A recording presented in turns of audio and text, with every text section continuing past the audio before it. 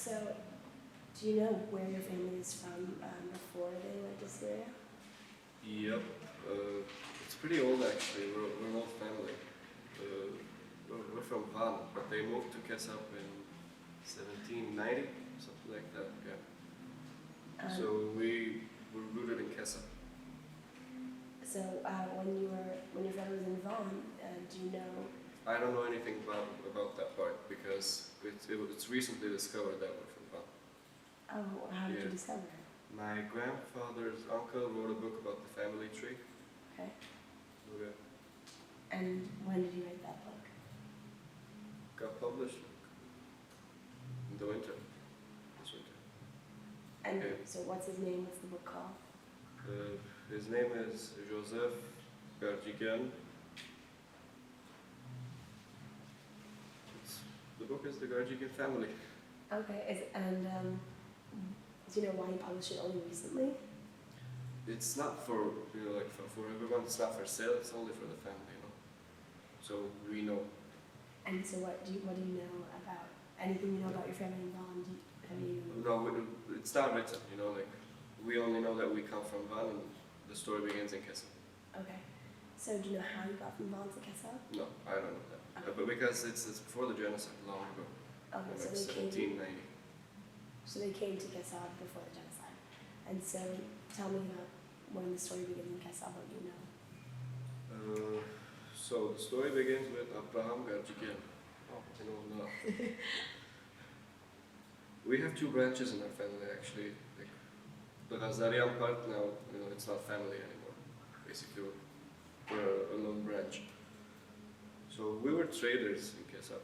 This was our business. He was the first trader in town. Do you know if they were what the town was mostly comprised of? Was it mostly Armenians? Was it mostly it was? Or that? Not mostly Armenians, all Armenians. No Arabs. What year was it? Or around what year? You said 1790s? It started. The family moved, but the story begins after the 19th. Okay, so you're saying you knew that starting in the 1900s, that's when they were traders, and kept selling the town was mostly Armenians. Yes. Do you know? We got sacked 2 times. Kesap got sacked 2 times. 1907, I guess, and before the genocide, 1913, something like that. Then they repopulated it. When they got back, actually, the 2012 was the 3rd time. And so, who attacked all those 3 times? The first 2 are Turks. Like the 3rd one, ISIS stuff. The extremists. And was your family affected in any of those attacks? Any of the 3? Any what? Any of the 3 times that Kesef was attacked? Yeah. And do you know any of the stories of what happened to them? Or? No, but I have a cool story for the genocide actually. My grandfather's father, his name is Stepan. So they were. How did you say it? I keep forgetting the word. Edit Karasan. Yeah.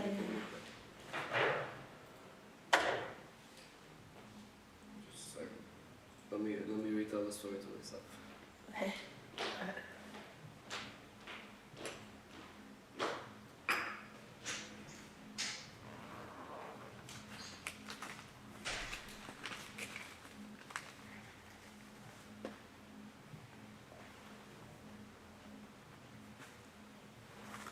So while they were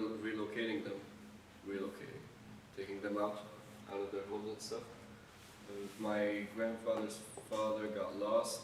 He was abducted by a Muslim family. So they named him Mustafa. And he ran away.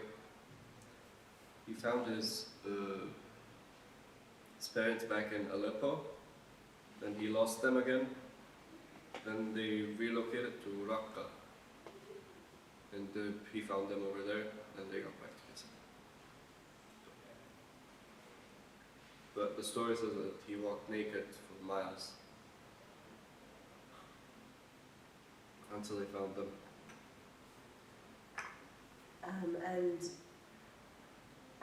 Does your family talk about any other stories from the genocide? And how about My mother's side, her grandfather was a fedai. do you have any stories about that? So yeah, basically they guarded the mountains.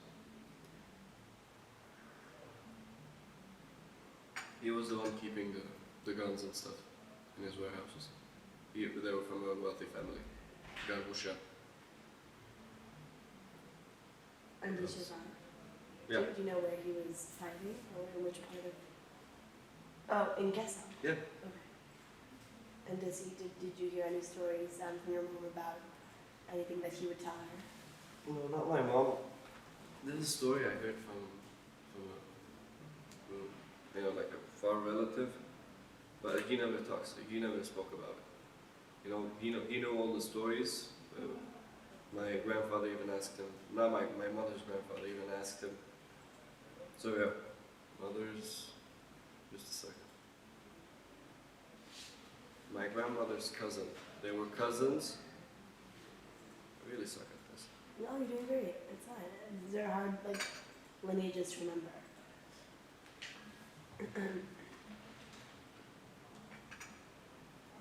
So, yeah. My grandmother's father was a fidei.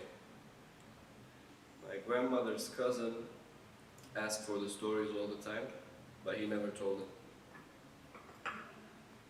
Do you know why? So, then moving on after the genocide, your family stayed in Kassel. Actually, part of my family stayed in Kessap. Another part went to Lebanon. I have my grandfather's brother. He's in Lebanon. The other one is in Aleppo. They're here now. My grandfather died in Syria 2011.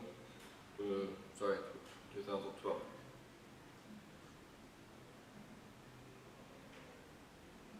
We have Garjikians in Venezuela. My uncle is over there. But he went in the 90s. What was the question? Well, I asked if they stayed in Kassel after the genocide. But I'm curious. So, like many towns in eastern Turkey, the Armenians were forced to leave. And so, in Kassel, how were they able to stay? Were they not forced? They were forced out when they got back? Yeah. Okay. And you don't know where they were forced to, or when they were forced out? Basically, they walked to Aleppo. Then they got back. I told you my grandfather was abducted in Aleppo. They named him Mustafa. His name was Stepan. And he remembered all of his. Huh? He remembered his name. He remembered who he was. Do you know how old he was? He was like 10 or 11 years old. And do you know what they tried to make him do? Was he just No, was he servant? He was just their son, or? they got him as their son, Okay. But then he escaped because he knew he's Armenian, who he is. That he's not Mustafa. So once they went back to Kassab, do you know what it was like for them to try to resettle and reestablish their lives there? Do you know what had changed? I don't know those stories actually. Do you know, have they told you anything about if it was different at all living in Kassab the second time? Okay, so my great grandfather was an alcoholic. That's why he died of an early age. So my grandfather was the big brother. So he started working. In Kesap. He got the lands back actually after my great grandfather sold them for arak. Then he worked in different places actually. His last station was Derzor, then Aleppo, then they moved to Latakia. My father was born in Rumelan. Rumelan is in Derzor. Yeah.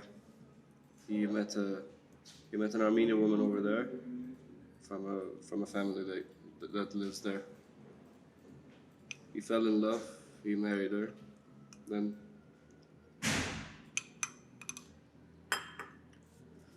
then they lived in Aleppo. Then they moved to Latakia in 1982 because of the Muslim Brothers. The movement of the Muslim Brothers. Oh yeah, the Muslim Brotherhood. Uh, our business was auto parts and lingerie. Not kidding. Two different paths. There was a business for that, and there was a market for that in Syria. So how were they affected by the Muslim Brotherhood that made them leave, or was the town affected in any way? Yeah, they were doing bombings in Aleppo. So my grandfather left Aleppo and moved to Latakia instead of moving to the U.S., which most of his friends, that's what they did. They moved to the U.S. So they moved to Aleppo, you said, and they moved back to Latakia. Got it. So from Kassab to all those different cities. Okay. And the business was what was taking him to all those places. Yeah, he used to work in the petrol fields. And with auto parts. No, my grandfather used to work in the petrol fields. That's why he lived in different places. And my parents, they were in Latakia. Got it. That's where the business was auto parts and track. And so you were born in Latakia. What are the demographics of the city? Is it mostly Armenian or not? They're what? Is it mostly Armenian or not? No, it's mostly Muslim, Sunni, and a little bit of Alawis, the ruling party. Not the ruling party, but the ruling minority. And we had Armenians, like, how many? 200 families? I don't know, not accurate. It's not accurate. But yeah, we had our Armenian church, our Armenian school, the AYF, Home and Atman, AGBU, they were all there. So did you go to an Armenian school? What was it called? Nahadagat Varjaran means the martyrs school. So, I was about to tell you something I forgot. You were saying that AGBU, AYF, mostly, not mostly Armenian, mostly Sunni Muslim. Oh yeah, the Armenian school is until the 9th grade. So after the 9th grade, you had to go to a public school.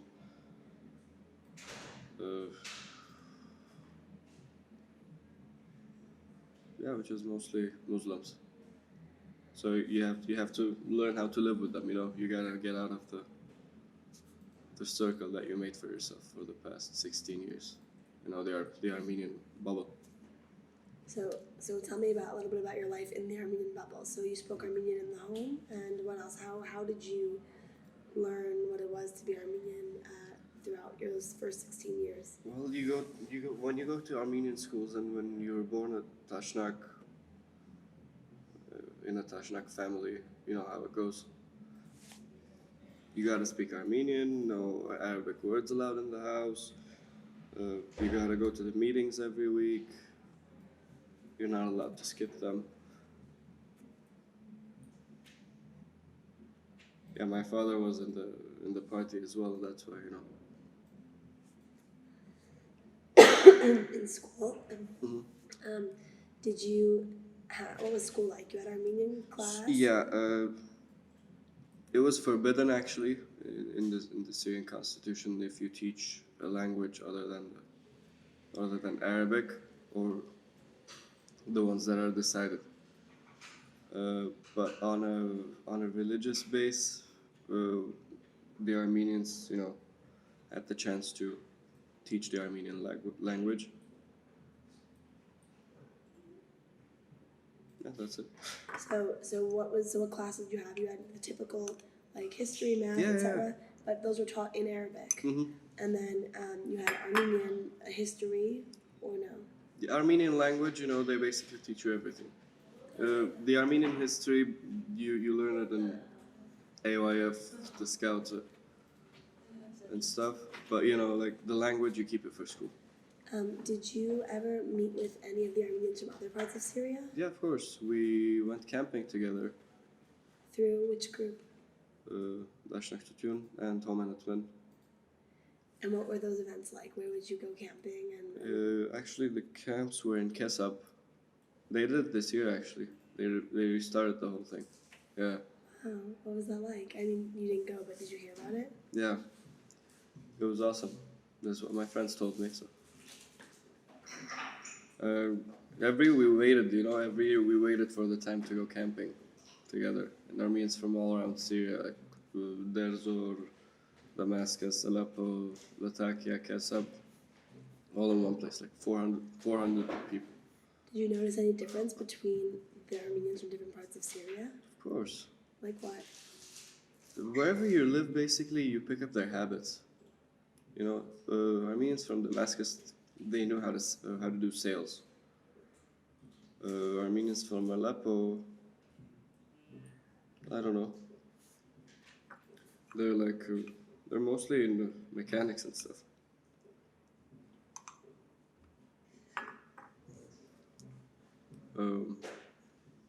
In Kesap, they were farmers, basically. We had fertile land. Latakia, they were lazy. What else can you say about Latakian Armenians besides lazy?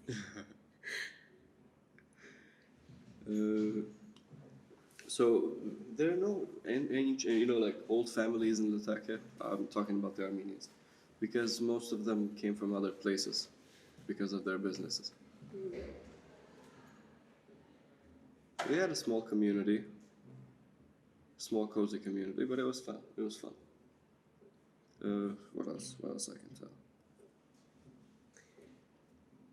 Well, what was the attitude towards non-Armenians in Latakia? And also, in Aleppo, a lot of the communities that are Armenian, they lived like their neighbors were Armenian and they lived all next to each other. Oh yeah, in Latakia it wasn't like that. No. What was it like? Everyone lived in different places. Like if you had Armenian neighbors, it was a thing to be proud of. In our building, we were 3 Armenian families, which was considered a big number in Latakia. And so what was the attitude? Okay, so us Armenians, we don't like the mixed marriage, so it wasn't that welcomed. I had a Muslim friend whose mother was Armenian. We were in the same class.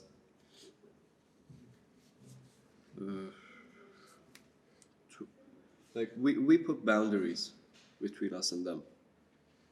Like, okay, you're my friend, but you're not Armenian.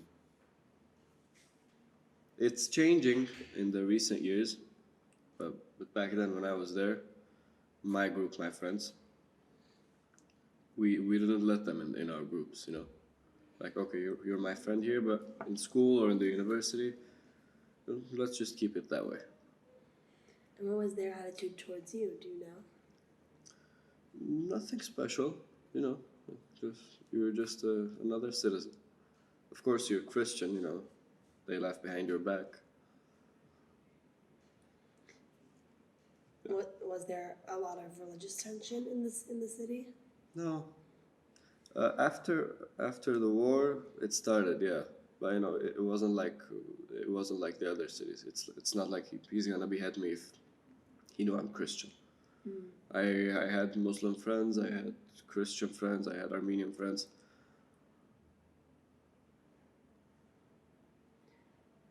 Yeah.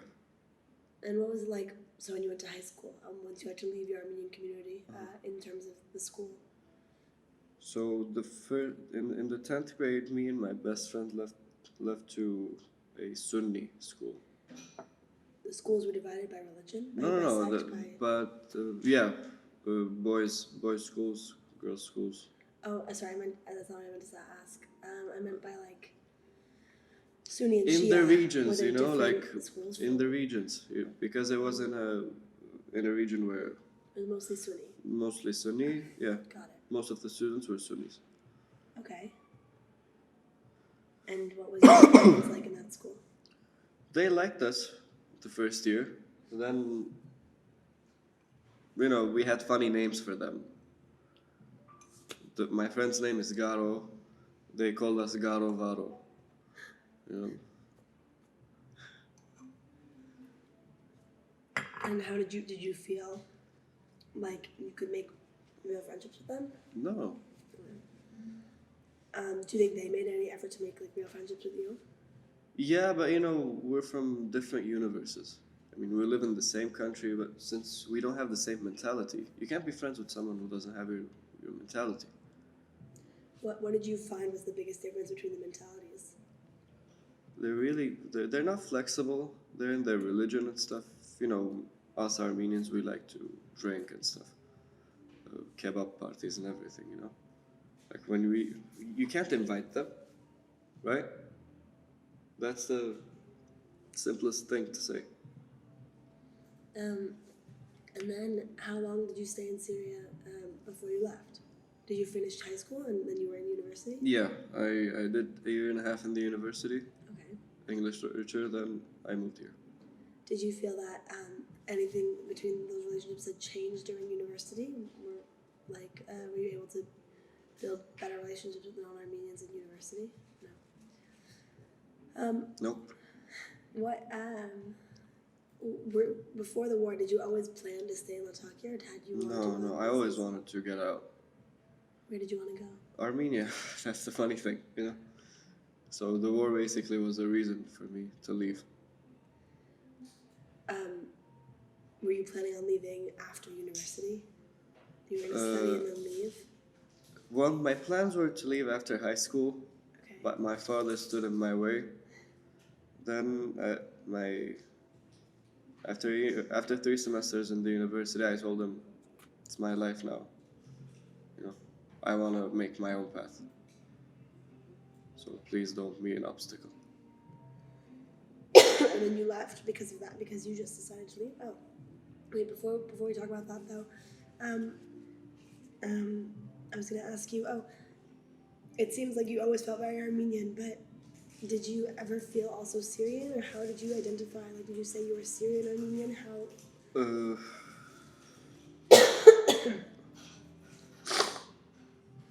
We as Armenians, this is our weak point, you know? Like, I'm an Armenian from Syria, you're from Uruguay, you're from, I don't know, you know, like, it doesn't work that way. If we want unity, we gotta stop making this.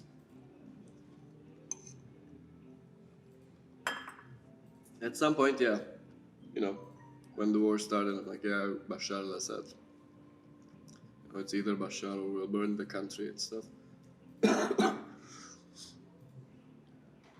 Yeah, then I felt that it's not it. You know, it's not my country. I was born there. I still love the place, you know, but because I had memories over there. It's not like because I love that building or that building. It was a beautiful city, but you know, the best days were with my friends, or with my cousins. But So when the war started, even before the war, when there were, the protests that began, what did you think was happening? What did you understand was going on? Go ahead, you can talk. I didn't get the question. But The question is like, I'm trying to hint at like, did you think that a war was gonna, like, the start of the protests? we all thought that it would be like a month or two. Okay. Then we'll get back to our normal lives. No one thought it's gonna get this far.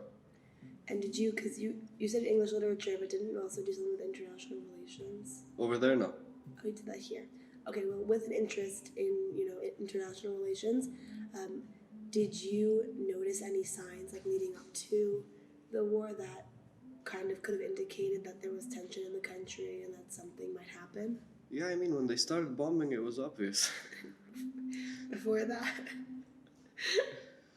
Look, when Sunnis start, when there's blood, there's no coming back. There's no going back.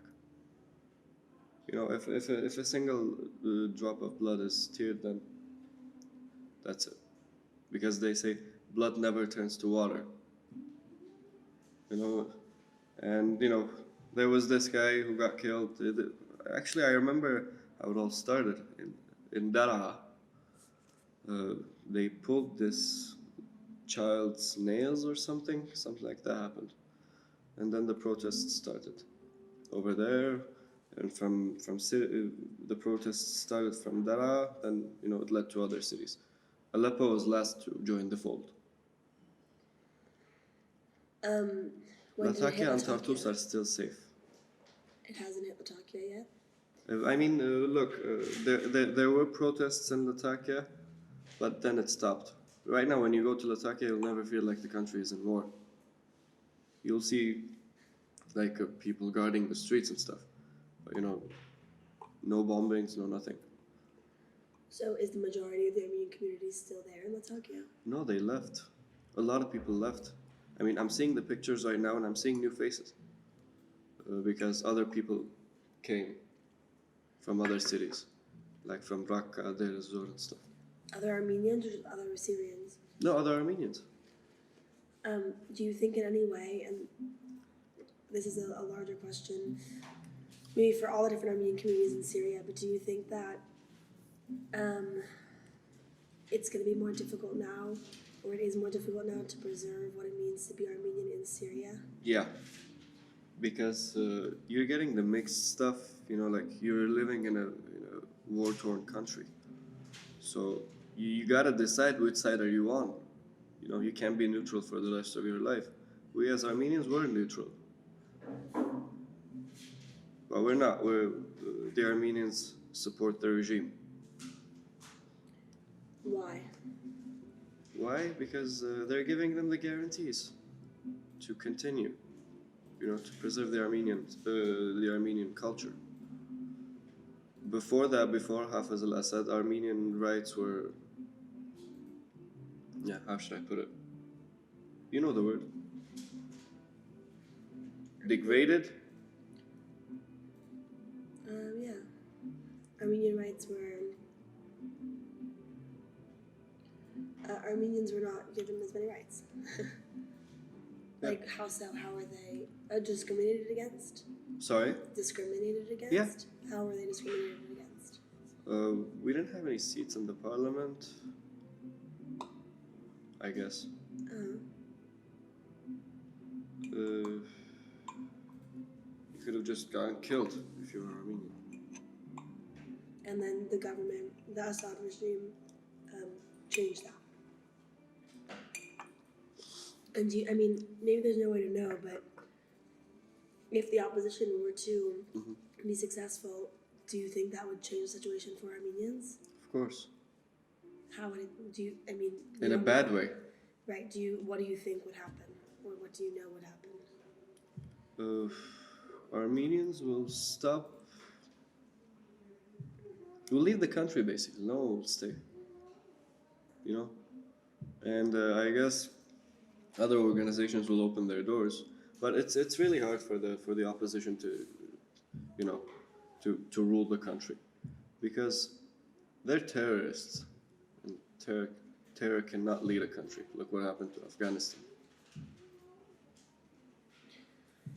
So I'm jumping around a bit. Yeah, it's okay. I wanted to, I know, but I'm trying to keep my track now where I was going.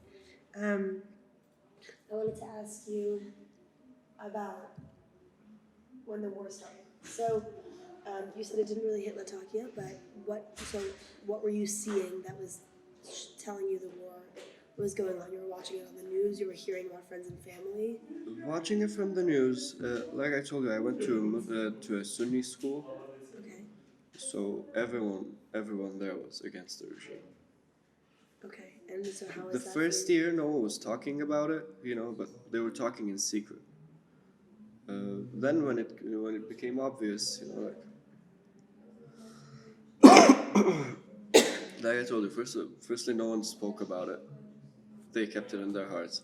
Then when the protests started, I left that school to another school where most of the people were with the regime. Is So that why you left your school? yeah, Oh. Why? What was it like for you being in a school? all my classmates, went out on protests and stuff. Once I was gonna get caught because I was in the street and they started running and screaming, "Fuck Bashar" and stuff. So yeah, the security guys came and they started running, so I had to run too because Otherwise, they'd know that you weren't with them, exactly. and you felt uncomfortable in that situation, and so you would switch Of course. schools. Of course, right? And what? So you? This was university, so you switched universities. No, I switched school. I was a High school. 10th grader when it all started. Okay. We didn't leave our apartment for like a month. You and your family stayed inside for a month. On the streets, were there a lot of protests against the regime? What else was Vandalism and stuff. But was there violence Yeah, against who? Against the police? against the police. Well, then the police started shooting. That's where all the blood started spilling. That's when they started getting armed. There was a region for the Palestinians over there. It was called Ramal, which means sand. So they hit it with the navy. Because it was on the coast. So yeah, they surrounded themselves, and they got armed because they were planning to take over the city. It didn't work because the navy bombed the hell out of the area. Wow. I'm sorry. This was the 2012. the Sunni people in your village or your city wanted to take over, but then the police and the navy didn't let them. What were you saying about Palestinians?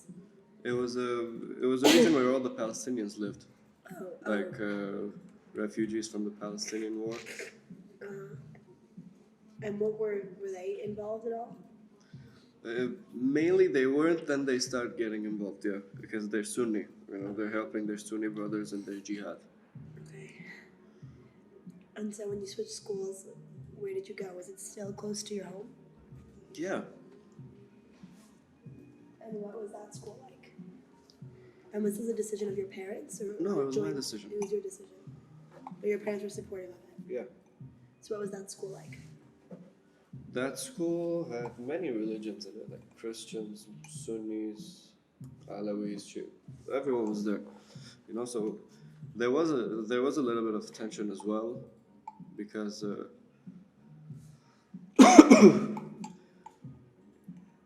when people with the regime praise the president, the other guys get annoyed. You know what I mean? So tension is created over there. But nothing major happened. And so, why did you not go to that school before? Like, why were you at the other school first? Was it a better school?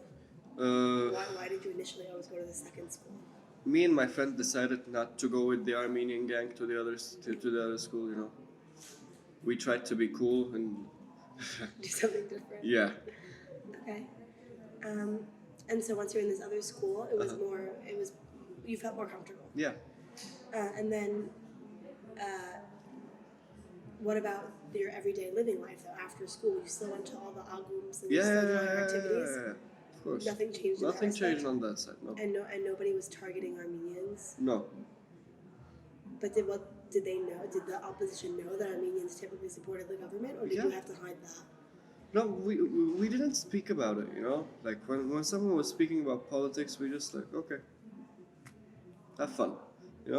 We didn't talk about it.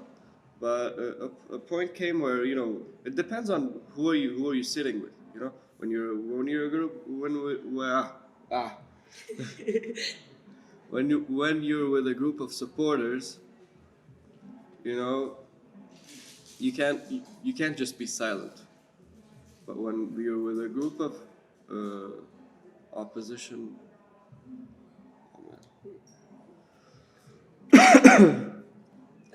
well, when you're with a group of people who oppose the regime, we just didn't speak. Um, and so, did things ever get bad in Latakia? Did Not you not ever feel really, scared? Or? not really. No, I mean there was a point where they were targeting young people for the military services. Because a lot of people left the country, a lot of people didn't pay. So I didn't have to serve, but sometimes they stopped you, like paperwork. You always had to have your ID with you, your military, what do you call it? Papers? Yeah. Why didn't you have to serve? In Syria, if you have a brother, you serve. But if you're a lone child, you don't serve. Not a lone child, like the only boy in the family. And you were the only one in the family. And even when the war started, they didn't change that rule. Nope. I had a cousin who served the army for 10 years. They weren't releasing anyone.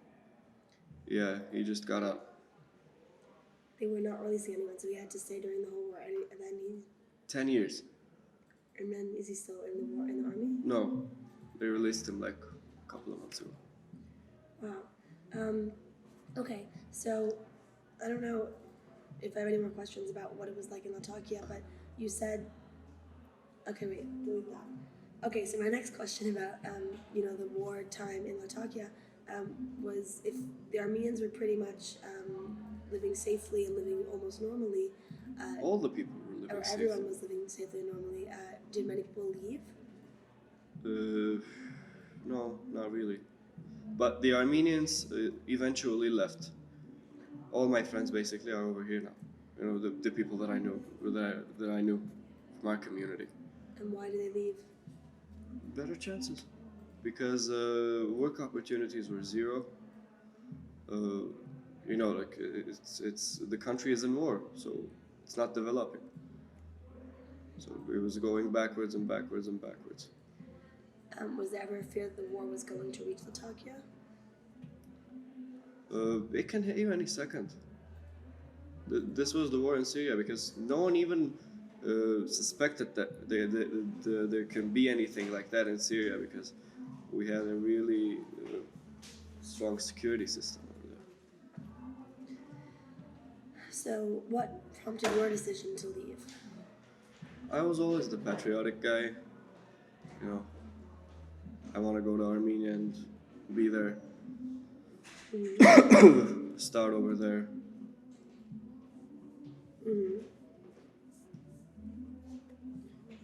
Someone is coming here. And so you left alone or you left with your family? The first year I was alone. I lived with my friends. Then my family came. My sister was supposed to stay here. They came to visit. My father and mother would return to Latakia. But then my mother stayed as well. My father got back. Then a year later, my father came too. And how did you get here? How did you come from Syria to Armenia? Through Beirut, Sharjah, Armenia. There were no direct flights. But you flew. In what year did you leave? 2014, September 23rd, noon, I was in Armenia. Why do you remember the date so specifically? I don't know. What? Had you been to Armenia before? No, it was my first time. And what did you think or feel when you got here? I was really happy. I came here with positive thoughts. People who fail, usually they're the ones who come here with negative thoughts, and it's out of their will, It was my sheer will to come here. And I was happy that I made that decision, so I had to take responsibility. Did you ever feel that what you had idealized Armenia as was completely not different? Completely different. Look, I had this pink dream of Armenia in my mind, but I knew it's not that. I knew there were disadvantages, negative stuff, all that, but once you get to know it, once you get to know the country, it's not that bad. It is bad, but it's not that bad. It's a developing country. What were some of the biggest challenges for you when you got here? To start working, because I worked in a pharmacy back in Syria. That was it. But when you gotta make your own living, and you're 18, it's basically leaving the house, like you Americans. When you leave the house at 18, leave the nest. Basically, it's what happened to me. I left the nest when I was 18, and I was on my own. And so we talked about the challenges that you had here, but what were some of the biggest rewarding moments or positive things that you felt about being here?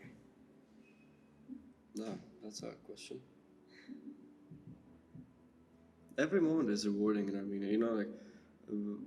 I came here and I was 18 years old. I didn't achieve anything in my life, so every step was an achievement to me, and I felt proud of it. I started working in a pub. Never been to a pub in Syria, because there were no pubs. So my first job was a cashier at a pub. Then I became the barman. Then I became the waiter. I started making more money. Then I started working at Wine Republic. More money. Then I started working at this company. More money. So it's keeps getting better. Are you studying here? Yeah, international relations, YSU. And how do you like it? Okay, do you not want to answer that? Okay. International relations. So what do you plan to do after you graduate?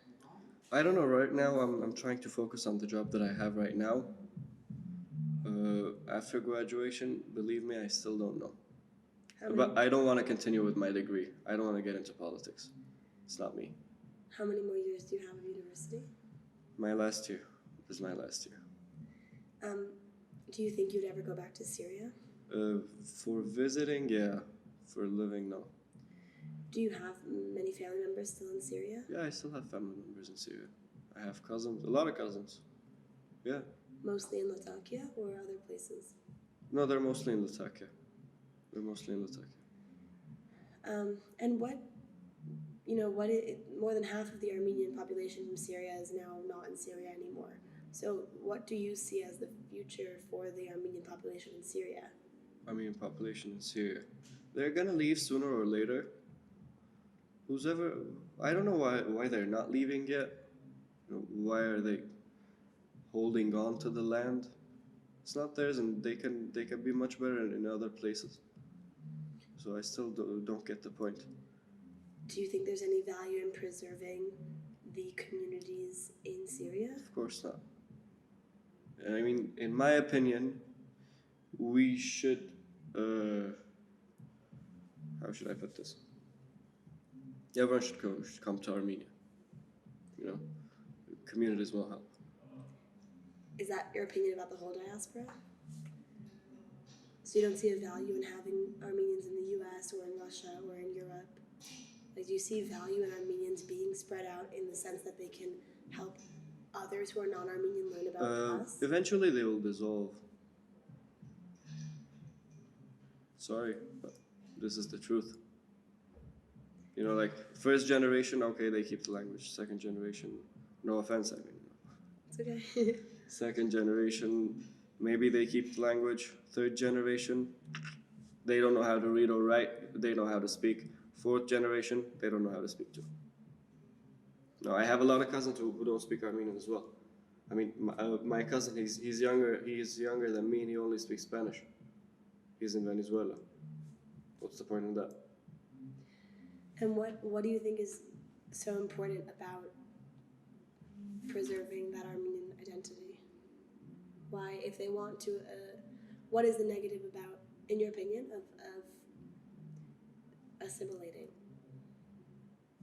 What's the point of what? I mean, it's not a good question because I would not answer it. It's obvious, but I don't know. Like, why is it important to you that these people maintain their Armenian identity? Because it's their identity. If you lose it. Do you think there's a value in having multiple ethnicities and identities or nationalities, I guess. For example, no, delete that. Do you think there's a value in being, multicultural and being having French aspects and also Armenian? For a human being, you'll be more flexible, because you've seen a lot, you've been through a lot. Like, if you put me with Arabs, I can get along. If you put me with Americans, I can get along. If you put me with Armenians, I can get along because I've experienced those. I've experienced those things.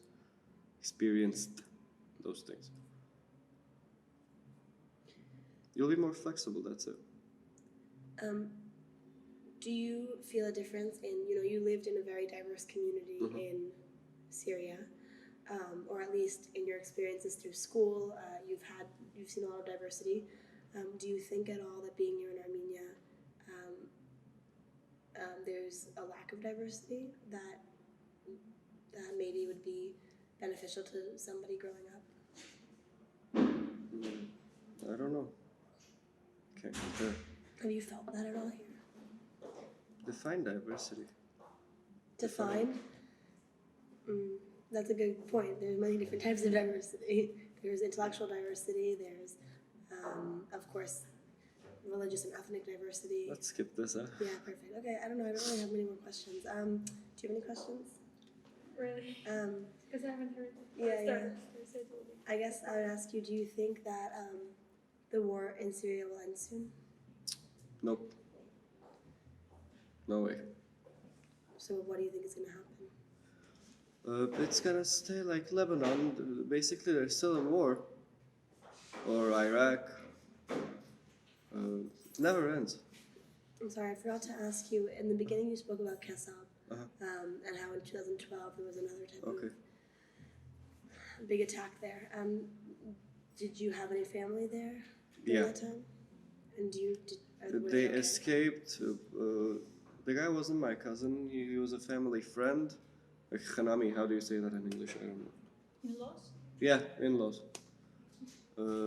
They chopped off his head. And I lost a friend in Deir Zor. He was serving the army. Yeah. I had other friends, but I don't want to talk about it. Okay. And are the Armenians in Kassab, are there a lot still there? They're still there, but the demography has changed because there are a lot of Arabs over there now. Like more than half the population is Arab now. Do you think in any way you can connect at all Armenians have gone through, even in your family, you have moved so many times and been rerouted so many times, but you've also so strongly started new lives for yourselves and been successful.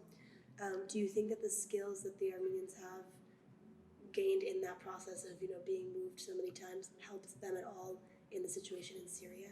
Yes, it helps them very much, because they started from nothing, so they're used to it.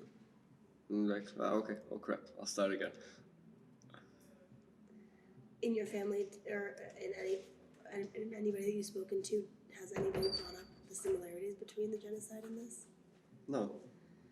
Where do you see yourself in 5 years? 5 years? I don't know where I see myself tomorrow, so sorry.